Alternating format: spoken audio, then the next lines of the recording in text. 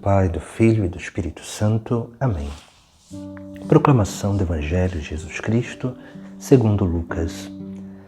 Quando Jesus se aproximava de Jericó, um cego estava sentado à beira do caminho, pedindo esmolas.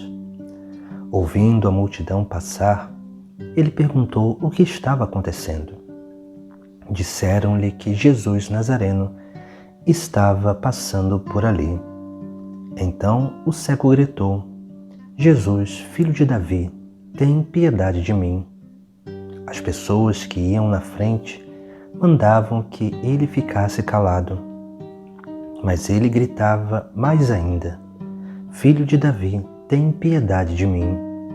Jesus parou e mandou que levassem o cego até ele. Quando o cego chegou perto, Jesus perguntou: O que queres que eu faça por ti? O cego respondeu: Senhor, eu quero enxergar de novo. Jesus disse: Enxerga, pois, de novo. A tua fé te salvou. No mesmo instante, o cego começou a ver de novo e seguia Jesus glorificando a Deus. Vendo isso, todo o povo deu louvores a Deus. Palavra da salvação. O Evangelho de hoje é uma imagem do processo de conversão. Por isso que nós vemos essa entrada de Jesus em Jericó. Jesus se aproxima dessa cidade. Um cego está sentado à beira do caminho, pedindo esmola. Jericó é a cidade onde, na antiguidade, o povo eleito entra, é a primeira cidade que o povo eleito conquista para entrar na terra prometida. Aqui nós vemos que Jesus está se aproximando de Jericó. Este cego, provavelmente, como diz o evangelista, ele está à beira do caminho. Ele não está em Jericó, ele está nesse caminho em direção a Jericó.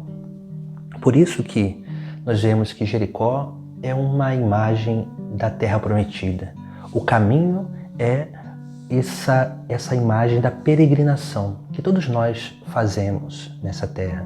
Por isso que aqui também tem uma imagem importante, porque Jericó representa o reino dos céus.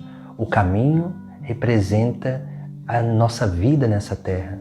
Mas como o próprio Cristo diz que Ele é o caminho, o nosso caminho precisa realmente ser Cristo. O nosso seguimento precisa ser de Jesus Cristo.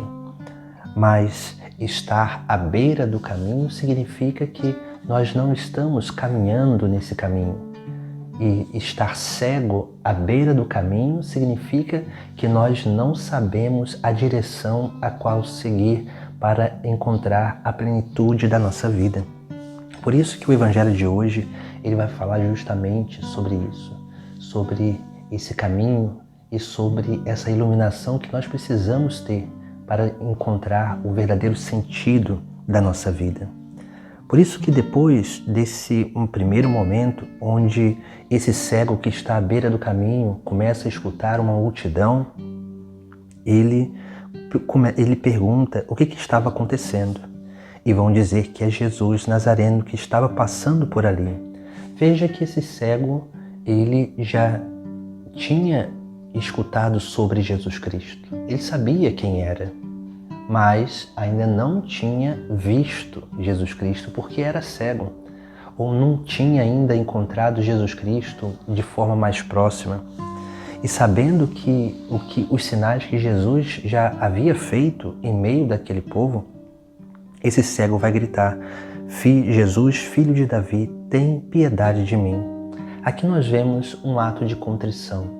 Esse cego, ele pede perdão, ele pede piedade, ele pede misericórdia, ele pede que Jesus seja alguém que se incline a ele para tirá-lo dessa condição à margem do caminho. Mas veja que o evangelista, ele relata uma coisa que acontece muitas vezes com cada um de nós. Porque as pessoas que iam à frente mandavam que ele ficasse calado. Aqui nós temos como que as tentações do mundo, da nossa própria vontade ou até do demônio. porque são essas vozes em nós que tentam fazer com que a gente não dê passos de seguimento, mas que a gente fique estagnado na nossa vida, no nosso comodismo, no nosso vício, no nosso pecado, na nossa vida velha.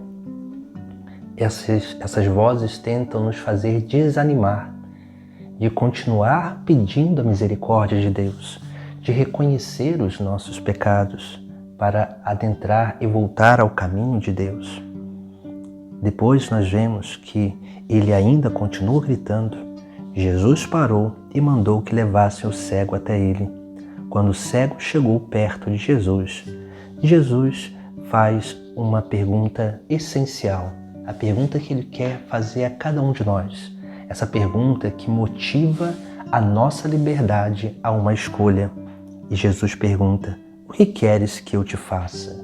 É claro que para um cego, a coisa mais importante para ele é voltar a enxergar, voltar a ver.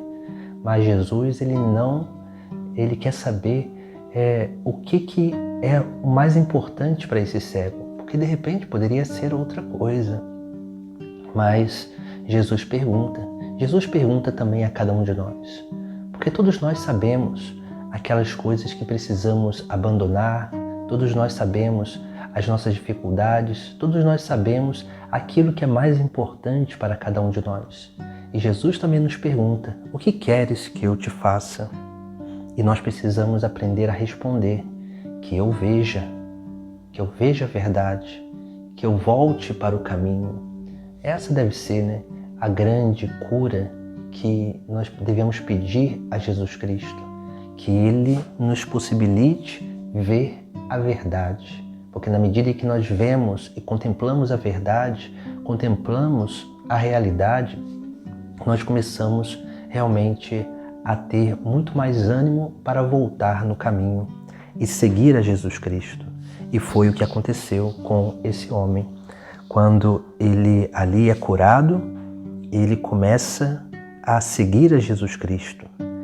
E seguindo a Jesus Cristo, ele glorificava a Deus. Esse é o caminho que nós precisamos fazer, esse caminho de seguir e glorificar a Deus. Veja que esse homem estava à beira do caminho e cego. Agora ele está seguindo o caminho e contemplando a verdade. E por isso ele glorifica a Deus. Assim deve ser a nossa vida. Esse é o processo espiritual que todos nós passamos de tempo em tempo.